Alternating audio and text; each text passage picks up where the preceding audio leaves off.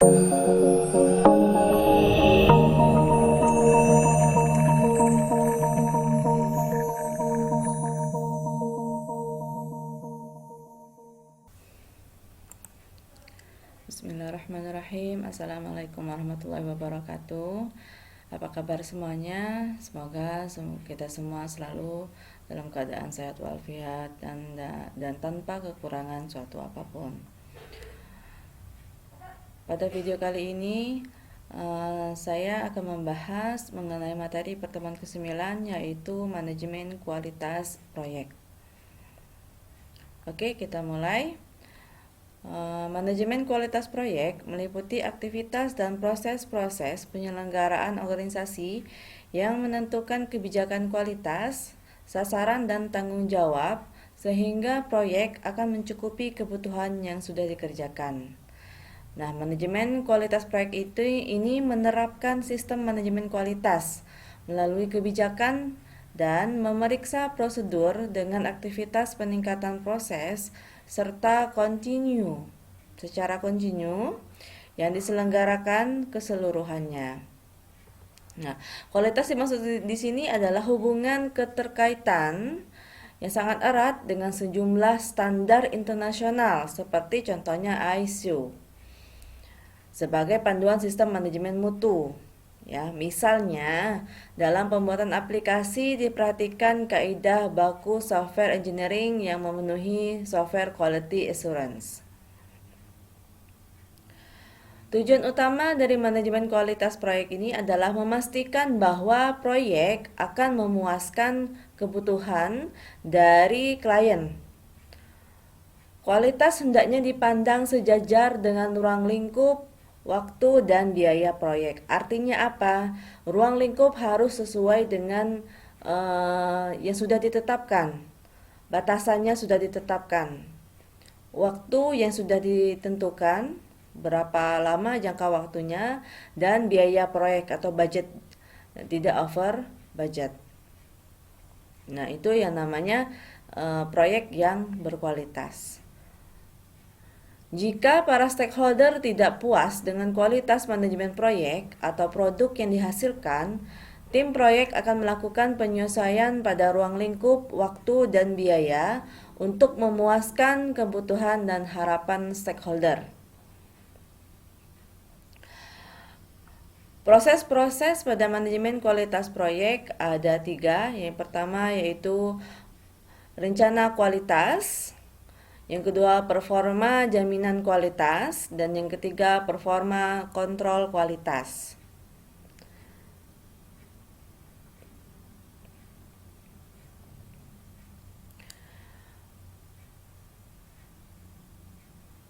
Step yang pertama, rencana kualitas itu outputnya adalah rencana manajemen kualitas. Yang kedua itu matrik kualitas. Yang ketiga daftar nama kualitas. Yang keempat rencana peningkatan proses. Dan yang kelima update dokumen proyek. Sedangkan performa jaminan kualitas outputnya adalah update proses aset organisasi. Yang kedua permintaan perubahan. Yang ketiga, update rencana manajemen proyek. Dan yang keempat, update dokumen proyek. Dan performa kontrol kualitas, outputnya yang pertama yaitu pengukuran kontrol kualitas. Yang kedua, perubahan yang divalidasi. Yang ketiga, deliverable yang divalidasi. Yang keempat, update proses aset organisasi. Yang kelima, permintaan perubahan. Yang keenam, update rencana manajemen proyek. Dan yang ketujuh, update dokumen proyek.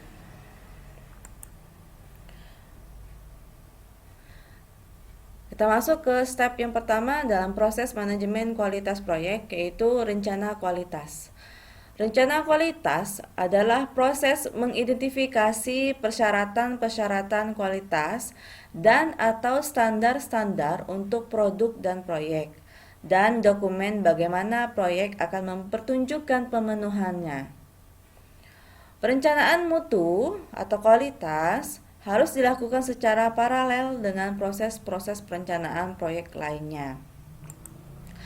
Atau bisa dikatakan dalam perencanaan kualitas proyek, mengidentifikasi standar kualitas yang relevan dengan proyek yang sedang dikerjakan dan menentukan bagaimana agar dapat memenuhi standar kualitas tersebut.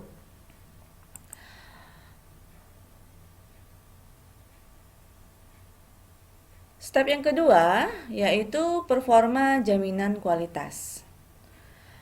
Adalah proses dari auditing persyaratan-persyaratan kualitas dan diakibatkan oleh pengukuran-pengukuran kontrol kualitas untuk memastikan standar kualitas sesuai dan definisi operasional yang digunakan. Nah, dalam arti kata lain, dalam penjaminan kualitas ini menjalankan apa yang sudah direncanakan untuk menjamin bahwa tim proyek sudah menjalankan semua proses yang dibutuhkan untuk memenuhi standar kualitas yang relevan.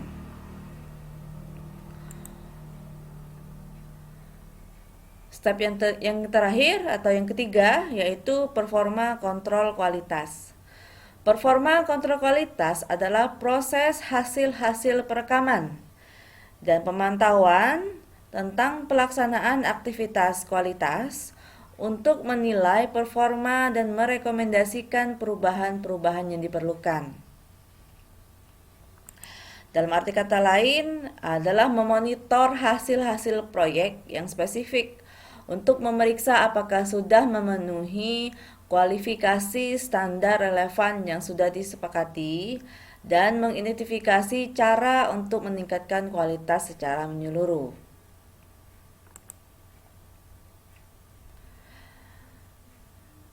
Karakteristik dari perangkat lunak yang berkualitas atau quality software adalah mampu untuk memenuhi kebutuhan dari pemakai, pengembang, dan pemelihara perangkat lunak. Jadi perangkat lunak itu dikatakan berkualitas atau quality software itu adalah perangkat lunak atau software tersebut bisa memenuhi kebutuhan dari pemakai, user, pengembang, dan pemelihara perangkat lunak. Perangkat lunak disebut berkualitas jika yang pertama, bisa mengerjakan apa yang diinginkan oleh pemakainya. Yang kedua, memakai sumber daya komputer secara benar dan efisien. Yang ketiga, mudah untuk dipelajari dan digunakan oleh pemakainya atau easy to learn and easy to use. Pengembang perangkat lunak bisa mendesain, menuliskan shortcode atau codingan, melakukan uji coba atau testing, dan memelihara atau maintain sistem tanpa kesulitan yang berarti. Nah, kalau sudah memenuhi 4 kriteria ini, berarti perangkat lunak itu sudah dinyatakan sebagai perangkat lunak yang berkualitas.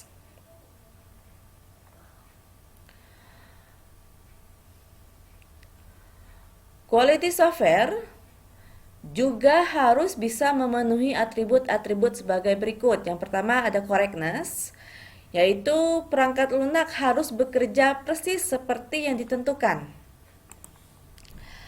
Artinya sejauh mana program memenuhi spesifikasi dan memenuhi tujuan tugas pengguna. Kebenaran adalah sejauh mana kerja produk dan output yang bebas dari cacat hasil kerja produk setelah dikirimkan. Yang kedua, functionality, yaitu perangkat lunak harus berfungsi bahkan dalam keadaan tidak normal. Artinya, kemampuan produk perangkat lunak untuk menyediakan fungsi yang dinyatakan memenuhi dan mengandung yang dibutuhkan ketika perangkat lunak digunakan dalam kondisi tertentu. Nah, fungsionalitas merupakan atribut yang menjaga keberadaan fungsi dan sifat spesifik mereka. Fungsi adalah sesuatu yang memenuhi atau mengandung kebutuhan. Fungsionalitas dinilai dengan mengevaluasi fitur dan kemampuan dari program, sifat umum dari fungsi yang dikirimkan, dan keamanan sistem secara keseluruhan.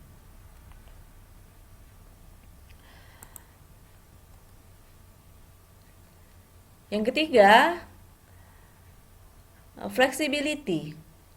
Perangkat lunak harus dapat beradaptasi dengan perubahan spesifikasi.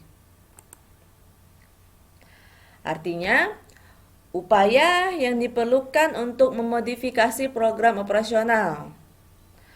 Upaya untuk mengubah atau memodifikasi produk perangkat lunak untuk beradaptasi dengan lingkungan lain atau menjadi aplikasi lain yang berbeda dari rancangannya.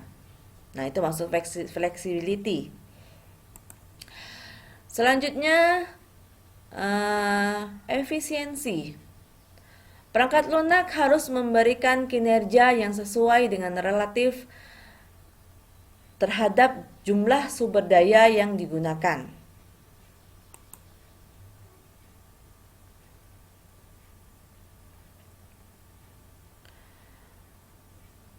Selanjutnya, maintenance-ability. Perangkat lunak mampu untuk dimodifikasi. Artinya, kemampuan produk perangkat lunak untuk dimodifikasi. Modifikasi dapat mencakup koreksi, perbaikan, atau adaptasi dari perangkat lunak untuk disesuaikan dengan lingkungan dan dalam persyaratan dan spesifikasi fungsional. Selanjutnya, portability, yaitu perangkat lunak mampu untuk dipindahkan dari satu lingkungan ke lingkungan yang lain. Nah, ini juga upaya yang diperlukan untuk memindahkan program dari satu konfigurasi perangkat keras dan atau lingkungan sistem perangkat lunak ke sistem lain. Portabilitas adalah saat di mana aplikasi atau komponen dapat dipindahkan dari satu lingkungan yang lain. Atribut selanjutnya yaitu reliability. Perangkat lunak mampu mempertahankan tingkat kinerja ketika digunakan dalam kondisi tertentu.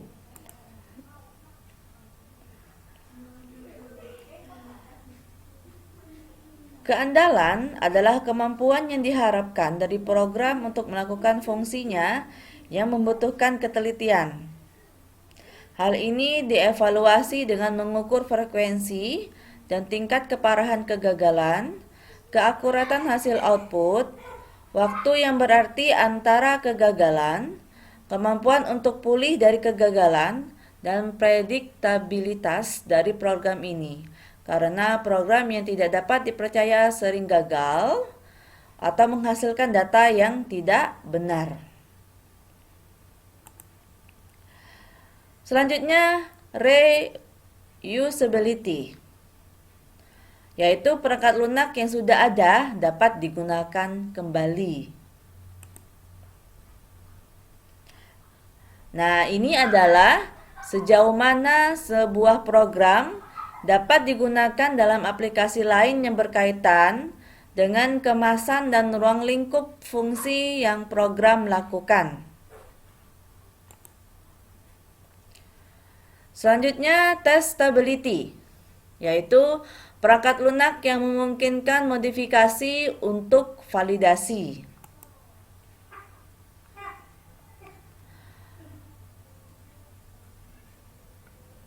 Ini juga upaya yang diperlukan untuk menguji program, untuk memastikan bahwa perangkat lunak tersebut melakukan fungsi yang diharapkan. Yang terakhir yaitu understandability, yaitu perangkat lunak yang memungkinkan pengguna untuk memahami apakah cocok atau ditugaskan untuk kondisi tertentu. Nah, atribut perangkat lunak yang diperlukan dalam upaya pengguna untuk mengenali konsep logis dan penerapannya.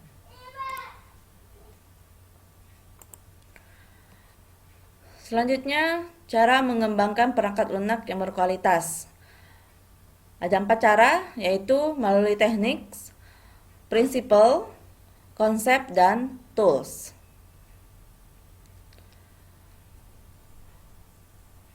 Software quality factor atau faktor dari kualitas software dari Hewlett dan Packard itu ada 5. Yang pertama, functionality, yaitu diukur dengan mengevaluasi fasilitas dan kemampuan dari program. Yang kedua, usability, yaitu diukur dari faktor manusia yang memakai sistem, baik itu dari estetika, konsistensi, dan dokumentasi. Yang ketiga, reliability, dievaluasi dengan mengukur frekuensi kegagalan atau error, akurasi output, MTBF atau mean time between failure, dan kemampuan mengatasi error. Yang keempat, performance, diukur dari kecepatan proses, respon, dan pemakaian sumber daya dan efisiensi. Dan yang terakhir yaitu supportability, gabungan dari extensibility, adaptability, dan service ability. Ketiganya lebih dikenal dengan istilah maintainability beserta testability, compatibility, configurability, kemudahan instalasi, dan identifikasi problem. Sedangkan